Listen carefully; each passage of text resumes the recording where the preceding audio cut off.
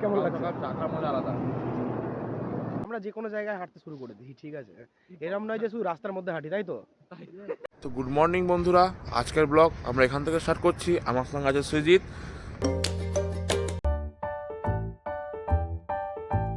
আমরা হাঁটতে হাঁটতে হসপিটাল পেরিয়ে চলে এসেছি আজকে। তো এরপর কোথায় কোথায় যাই আমাদের সাথে থাকো, দেখতে থাকো। এই রাস্তাটা সোজা মোরগ্রাম যাচ্ছে। আর দেখো মোরগ্রাম 33 কিলোমিটার। এ বলছে মোরগ্রাম পর্যন্ত হেঁটে যাবে। না তা একে একটু হেঁটে পাঠাই মোরগ্রাম পর্যন্ত। চল আজকে তুই হেঁটে যা। আমি আজকে হেঁটে যেতে পারবো তুই না। আজকে হেঁটে যা। মোরগ্রাম হেঁটে যাওয়া যায় নাকি? যে একসঙ্গে যাবো, দুজন মিলে গেলে একসঙ্গে যাবো। তো এখন চা খাওয়ার জন্য চলে এলাম। চা খাবো এখান থেকে। তো এখান থেকে চাটা খেয়ে আবার বেরিয়ে যাব। চা খা।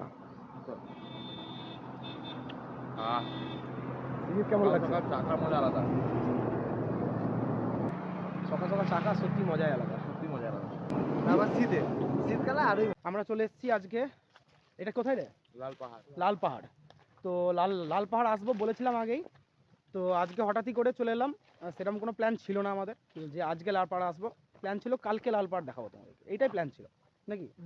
তো আজকে আসা হলো কারণ আজকে তো স্যাটারডে। তো আজকে উইকেন্ড, তো বটেই আমাদের। That's why. তো জায়গাটা দেখো, জায়গাটা আসলে ভালো লাগবে।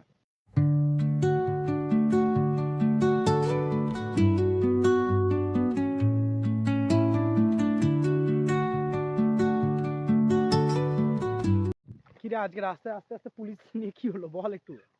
আজকে রাস্তাতে আস্তে আস্তে একটা কিছু পুলিশ দাঁড়িয়েছিল। তো ওরা আই থিঙ্ক এই রোডে বাইক চেকিং করছিল না, আমার যতদূর মনে হয় ওরা লরি চেকিং করছিল।